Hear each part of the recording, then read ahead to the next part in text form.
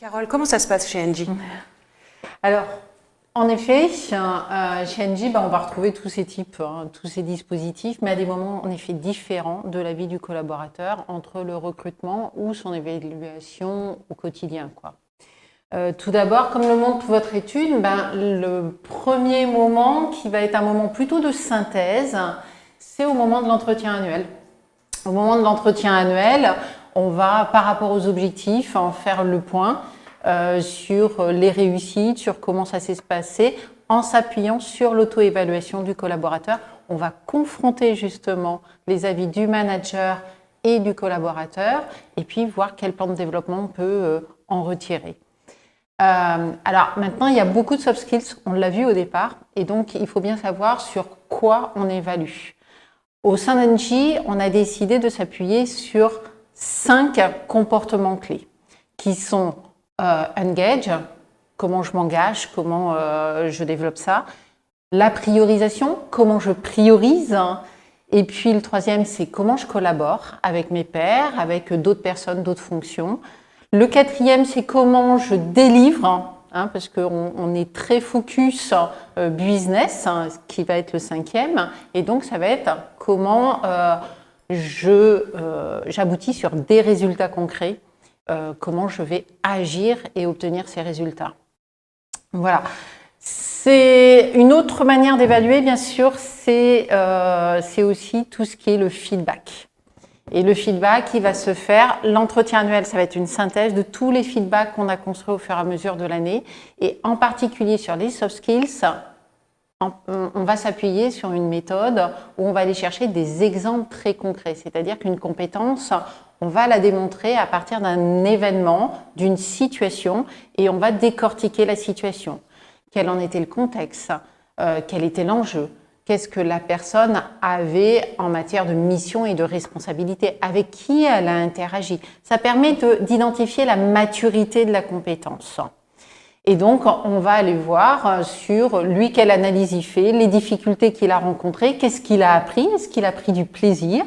Parce qu'il ne faut pas oublier qu'on est surtout compétent là où on prend du plaisir.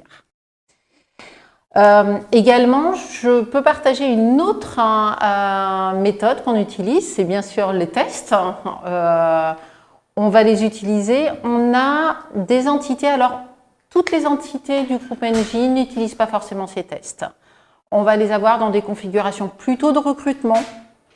Et là, on a 2 points de vigilance. Le premier point de vigilance, c'est le débrief. Les tests non d'intérêt, qu'en attirant l'attention du recruteur, en le questionnant, et charge à lui d'avoir cette qualité de questionnement avec le candidat pour confronter les avis, s'appuyer sur des exemples bien réels et du coup identifier et préparer les plans d'action. Le deuxième point, on va l'utiliser aussi dans le monde de la data. Dans la data, on utilise beaucoup les tests, déjà pour avoir des appétences au départ, et puis ça permet de pré-recruter à ce niveau-là, surtout sur des comportements d'analyse, de compréhension des sujets, mais aussi d'interaction avec les différents métiers, et c'est important dans le domaine IT et data. Et enfin, on va aussi utiliser, alors nous on a fait dans le recrutement une petite expérience qui est plutôt innovante, c'est qu'on a décidé de recruter sur les appétences et nous avons suivi nos techniciens, population sur laquelle on a du mal à recruter. On les a suivis, on a identifié toutes les aptitudes qui étaient nécessaires de mobiliser pour être un bon technicien. Et puis, on a construit des ateliers qui reproduisent ces comportements-là, ces aptitudes. On leur a demandé de passer sur ces ateliers, on les a chronométrés, on leur a demandé est-ce qu'à leur avis c'était pertinent ou pas. On les a vraiment intégrés dans ce mode de recrutement. Et puis après, on a décidé avec Pôle emploi de faire appel à toutes les personnes qui étaient intéressées par le monde de l'énergie. Et là-dessus, on leur a d'abord présenté notre entreprise pour savoir si eux, ils avaient envie de venir et travailler avec nous.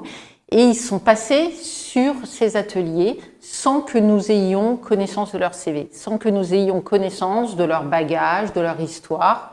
Et on s'était engagé à ce que toute personne qui réussissait à ces ateliers eh ben, on les avait en recrutement sans leur CV. Est-ce que vous pouvez nous donner des exemples de ce que vous leur faites faire en atelier pour révéler les soft skills? Alors, je vais vous prendre un exemple. Quand on est technicien, on a besoin de se repérer par un plan. On a besoin de respecter des consignes. On a besoin, par exemple, de choisir le bon outil. Tout simplement, c'est ce qu'on fait. On reproduit, j'ai envie de dire, alors on gamifie un peu. Je n'ai pas envie de faire quelque chose de très enfantin, mais on a moyen, un petit peu comme les mécanos qu'on a pu connaître, on va reproduire de manière à ce qu'il y ait une lecture de plan, qu'il y ait des choix d'outils, qu'il y ait une interaction avec d'autres personnes qui vont jouer le jeu. Et donc, c'est ça que nous analysons après.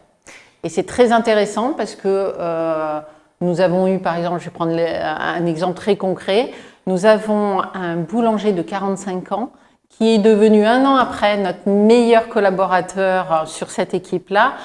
Et jamais, dans le mode classique de recrutement, nous aurions recruté cette personne.